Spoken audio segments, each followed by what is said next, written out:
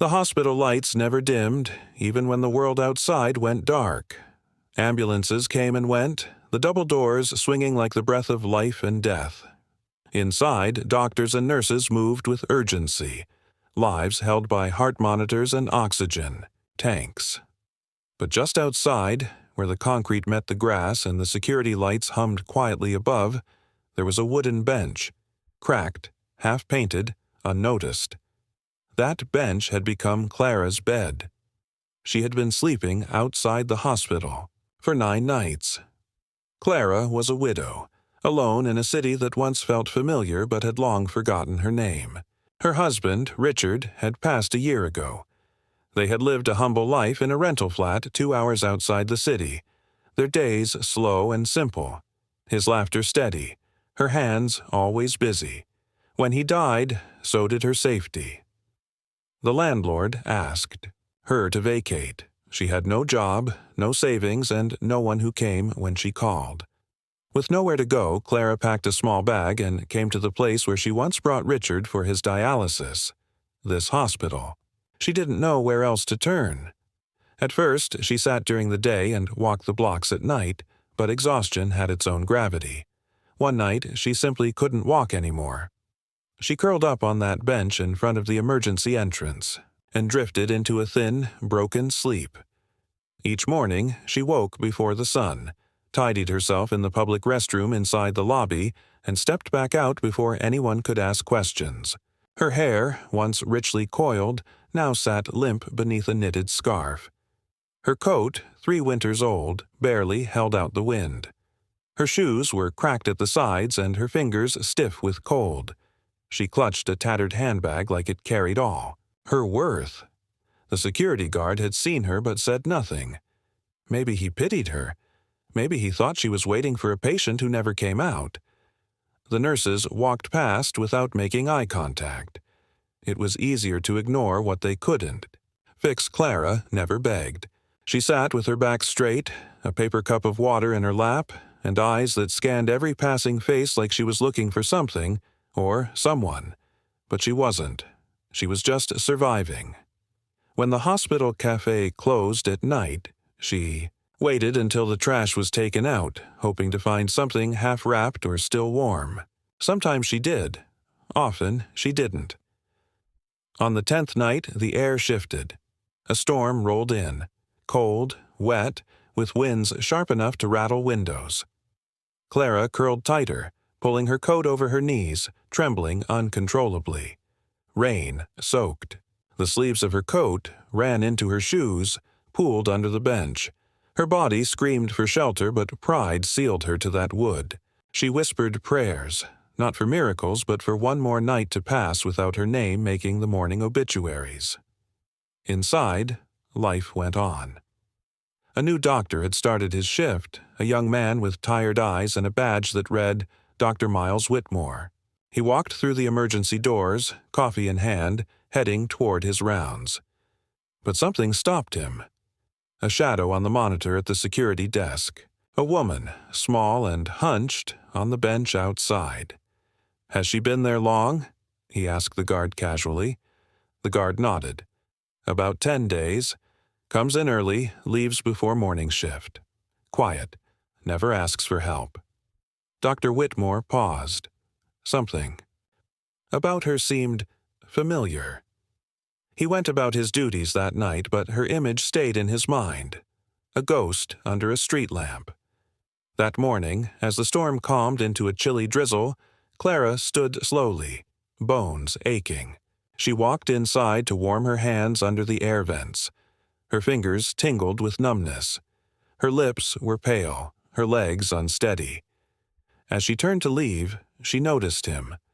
The young doctor, staring at her from the end of the hallway. Their eyes met briefly. Clara blinked and looked away, embarrassed, then disappeared through the automatic doors. But he followed. He stepped into the drizzle, walked toward the bench, and sat down slowly. The wood was still wet. The plastic bag she used as a cushion lay forgotten nearby, and as he sat there, something clicked. He reached into his coat pocket, pulled out his wallet, and opened a worn photo he kept hidden behind his ID badge. It was from years ago. A soup kitchen, a volunteer, a woman with kind eyes who had served him hot food when he was homeless and 17. The woman on the bench was her, but she hadn't recognized him yet. Dr. Miles Whitmore couldn't shake the memory. That night, after his shift ended, he didn't drive home like usual. He sat in his car in the hospital parking lot, staring at the photo inside his wallet, the one he had carried for years but rarely looked at. In it, he was younger, ragged, barely 17, with sunken eyes and a hunger that went beyond food. Standing behind him, smiling gently, was a woman in a soup kitchen apron. Her hair was tied back and her arms held a ladle. She wasn't just serving food, she was serving warmth to someone the world had frozen out. That woman had saved him. Not with grand gestures or money, but with quiet consistency. Back then, he had no name worth remembering. Miles was just another runaway in a system that chewed up teenagers and spit them into alleys. His parents had been lost to addiction, and foster homes blurred together like the faces of strangers. But that soup kitchen had been a place he clung to, and she, Clara, had been its anchor. She called him "sweet boy" once, just once, but he never forgot. And now, years later, she was sleeping on a bench outside the hospital where he saved lives. Miles had worked hard to bury his past, to build a future that no longer smelled like shelters or sounded like growling stomachs, but seeing her face brought it all rushing back. He remembered the way she used to wrap leftover rolls in napkins and slip them into his jacket pocket without a word. How she noticed when he didn't show up for 2 days and asked the others if anyone had seen him. How she offered him warm milk once when he had a fever, like a mother would. She didn't just serve soup. She saw people. And now, no one was seeing her. The next morning, he returned to the hospital early. Clara wasn't on the bench. His heart raced, imagining the worst. But then he saw her through the glass, slowly making her way from the bathroom, wiping her hands on a piece of paper towel, her steps uneven. She passed the reception without looking up. Miles asked the receptionist if Clara had any medical records on file. None. She'd never signed in, never sought help. She wasn't a patient.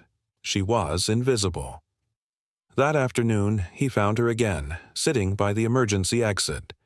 She looked smaller in daylight, her shoulders hunched inward, her scarf damp from mist.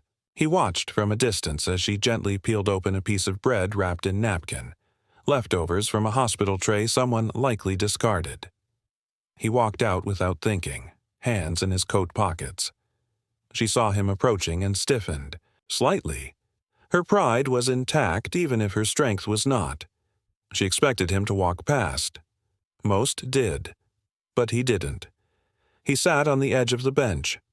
She glanced sideways. His face was serious, but kind. For a long moment he said nothing. He didn't remind her who he was. He didn't bring up the soup kitchen. Instead, he looked at the plastic bags beneath her feet, the frayed seams of her coat, the bruises on her fingertips from nights of sleeping in cold, and he made a decision. Back inside, Miles contacted hospital social services. He arranged a room on the upper floor, not through charity, but through policy. Every patient in need had the right to shelter and care. He pushed through the red tape with the force only compassion can wield. Then he called a nurse and had her prepare a warm meal and clean clothing. When everything was ready, he returned to the bench. Clara was still there, cup of cold water in hand. The rain had started again, lightly tapping the plastic shelter overhead. He extended his hand. She looked up, unsure. He smiled, that same crooked smile she once saw on a teenage boy who had nowhere else to go. And though she didn't yet realize who he was, something in his eyes told her, "This man sees me." She took his hand. That night, for the first time in weeks, Clara slept on a clean bed inside a warm hospital room. She had fresh clothes folded at the end of her bed and a tray of soup and crackers resting beside her. A nurse came in hourly to check her vitals, and a nightlight glowed softly in the corner. Miles checked on her during his rounds. He didn't disturb her. He just stood in the doorway, watching as her chest rose and fell in steady rhythm, her lips slightly parted in the comfort of real sleep. He didn't need recognition. He didn't want thanks. But fate has a strange way of circling back. The next morning, as Clara sat up in bed sipping tea, she glanced at the small bulletin board across the room. It held a schedule, a list of doctors on duty, and at the top of that list was a name she hadn't heard in years, Miles Whitmore. Her heart froze. She whispered the name under her breath. And in that moment, her memory pulled a thread from the past. A boy, cold and alone, with tired eyes, who never took more than he was given. A boy who once cried when she offered him extra rolls. A boy who called her ma'am like it was sacred. Her teacup shook slightly in her hand because now she remembered, and soon she would speak the word she hadn't used in years. Not doctor, but son. The sun peeked through the hospital blinds, casting slanted rectangles of light across Clara's blanket. She sat on the edge of the bed, hands trembling slightly as they clutched the styrofoam cup of lukewarm tea. Her mind was far from the room. It was unraveling years of time, peeling back layers of memory that had settled like dust on old shelves. The name on the board, Miles Whitmore, reverberated in her bones. She hadn't said it aloud in years, not since that cold autumn where the soup kitchen overflowed with young drifters and lost souls, and she'd ladled broth into chipped bowls for hours until her back screamed in protest. That's when he had first walked in. Shivering, shirt too small, eyes wide with hunger and hesitation. A boy who didn't ask for food but hovered near the door like he didn't deserve any. She had called him in. No words, just a nod and a bowl waiting in her hands. He kept coming back. She remembered how he refused to speak much but always cleaned his bowl and left quietly. How once, when she handed him an extra piece of cornbread and he burst into tears, she had gently touched his shoulder and said, "You are seen, sweet boy." And now, that boy was here. Doctor. Respected. Whole. Clara blinked hard, willing herself not to cry. She wasn't sure if she could face him. What would she say? Would he even want to be reminded of those years? People often buried their pasts when they outgrew them. She had no place in his new, clean world of badges and surgical gloves, but fate didn't ask permission. Later that day, as she walked slowly through the hallway, still in borrowed slippers, her steps tentative, she turned a corner and came, face to face with him. Miles. He was standing beside a nurse's cart, reviewing a file. When he looked up, they locked eyes. The silence between them wasn't empty. It was rich with things unsaid. She opened her mouth, but the words caught in her throat. He smiled gently and stepped closer. "I hope you slept well," he said soft and steady. Her lips parted. Her hands gripped the sides of her gown. "I did. Thank you," she whispered. He nodded, and then, almost instinctively, she added in a voice low and cracked with age, "You've come so far, sweet boy." His entire expression shifted. The chart in his hand fell slightly. His eyes widened, not in confusion, but in a rush of memories that hit like wind through an open door. The soup kitchen, the bread, her voice. He stared at her, stunned, and then, slowly, he said the word she hadn't heard in a long time. Mother. It wasn't biological, it wasn't formal, but it was honest. Clara's knees buckled slightly, and he rushed to steady her. In the eyes of the nurses passing by, it was just a patient leaning on her doctor. But to them, it was a reunion deeper. then blood. That evening, Miles took time off from rounds. He sat beside Clara's bed, both of them barely speaking. They didn't need to. He told her about everything, how he had gotten help, entered community college, studied like his life, depended on it because it did. He told her about the counselor who believed in him, the professor who wrote his recommendation letter, the night he cried alone in his dorm because he didn't think he belonged among students who had family support. "But I remembered you," he said. "Your eyes, your voice, that little napkin-wrapped roll." She smiled through tears. "I never forgot," he said. Clara couldn't believe what she was hearing. While she thought her kindness had been forgotten, dismissed like scraps from the back door, it had lived inside someone and grown into a tree of purpose. "You were the only warmth in a cold world," he told her. "You saved me when I didn't even know I was worth saving." She didn't know what to say, so she simply reached for his hand. That weekend, Miles made arrangements. Clara was no longer just a patient or a woman without a home. He used his connections at the hospital's outreach program to secure her a private room in a transitional home for elder women. It was warm, quiet, and safe. But more than that, it was stable. A room with her name on the door, a wardrobe, fresh, meals, and kind staff. He visited often, not as a doctor, but as someone who saw her not as a burden, but as a blessing. Soon, word began to spread. A local news reporter heard about the widow on the hospital bench who turned out to be a doctor's angel. Clara never sought attention, but when they asked if she'd like to speak, she did it for one reason: so people would understand. That kindness is never wasted.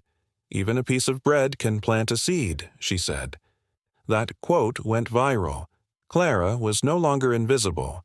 She was honored at the hospital's annual gala. The same security guard who once watched her sleep outside now stood and applauded as she walked on stage, wearing a simple pearl necklace and a tailored dress that Miles had gifted her. She stood at the podium, smiling gently.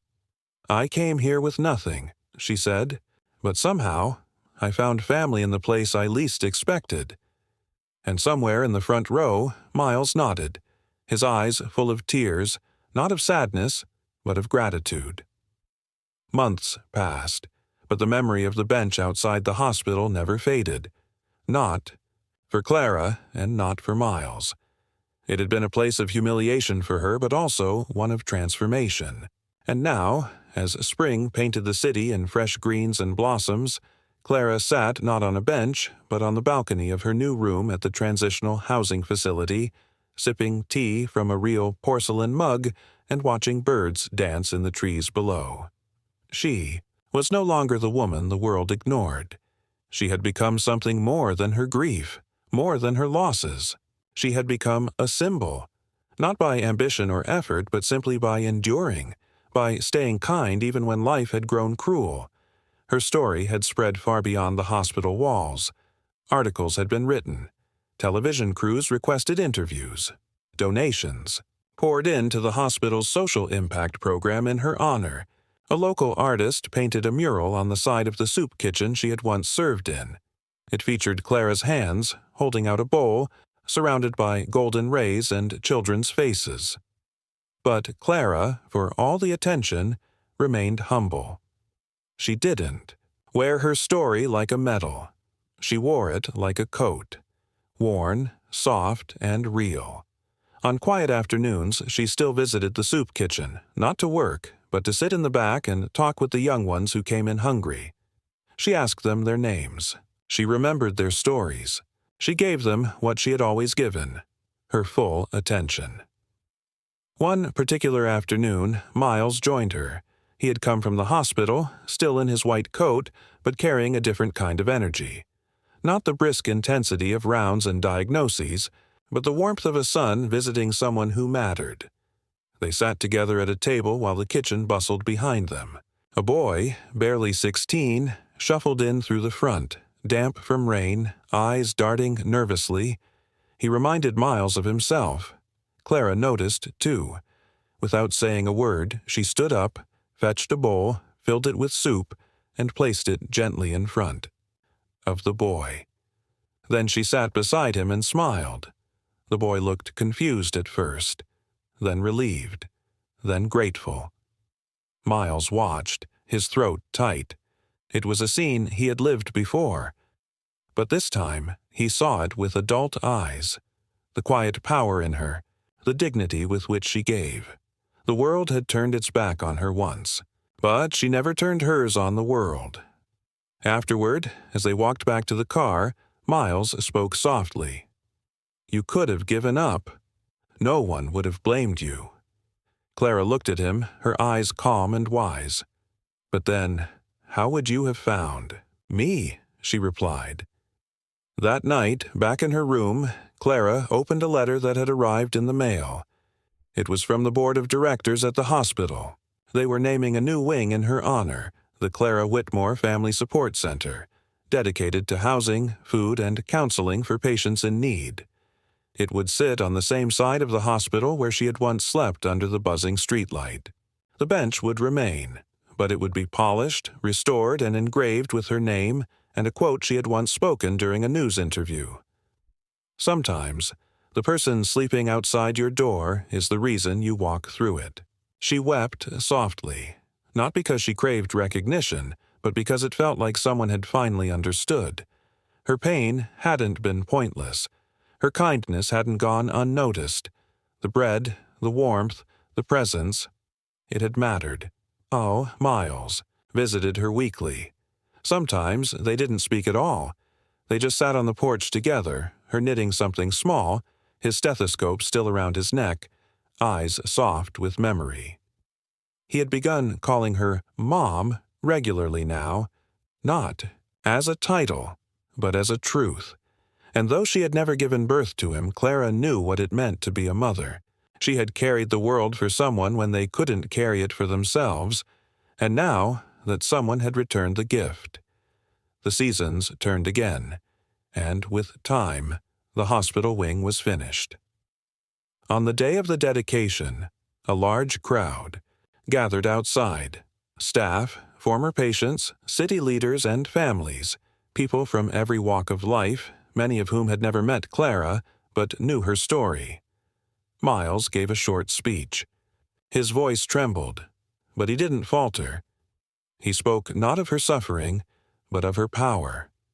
"She didn't save me with money," he said. "She saved me with humanity, with presence, and sometimes that's all it takes." When Clara stepped up to cut the ribbon, everyone stood. Applause erupted. Camera shutters clicked, but she didn't wave. She didn't smile for show. She placed her hand over her heart and simply nodded. Because in that moment, she wasn't thinking of awards or titles. She was thinking of Richard, of the soup kitchen, of the cold bench and the warm hands she once used to give bread to strangers. She was thinking of the quiet ways love survives, and she knew what she had once given freely had come back to her tenfold.